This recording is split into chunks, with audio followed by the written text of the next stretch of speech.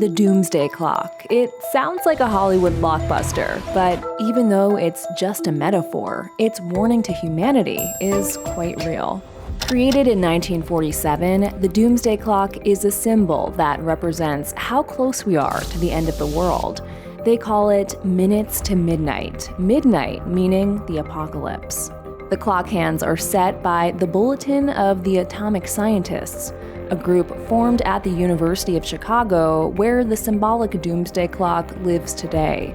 But the origin of the Doomsday Clock dates back to World War II, when the Manhattan Project was created. This was the secret government mission that developed the first atomic bomb. Some of the physicists who helped build the weapon of mass destruction protested using it against people. But that proved unsuccessful when the US dropped atomic bombs on the Japanese cities of Hiroshima and Nagasaki in August 1945.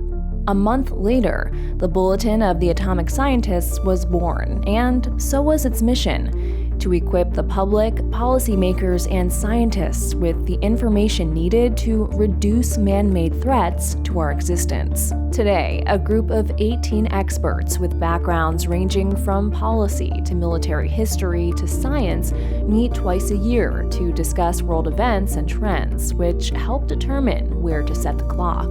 The Doomsday Clock announcement occurs every year in late January.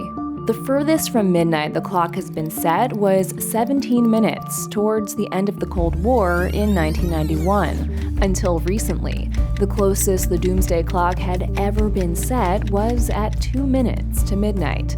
This first happened when the US and Soviet Union tested thermonuclear weapons in 1953.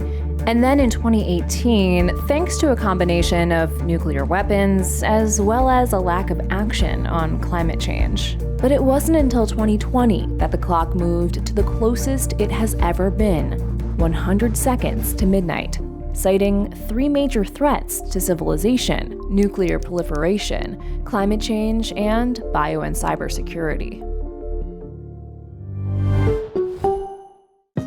Hey, thanks for watching. If you like this video, check out these other videos from USA Today to stay up to date with all the latest news.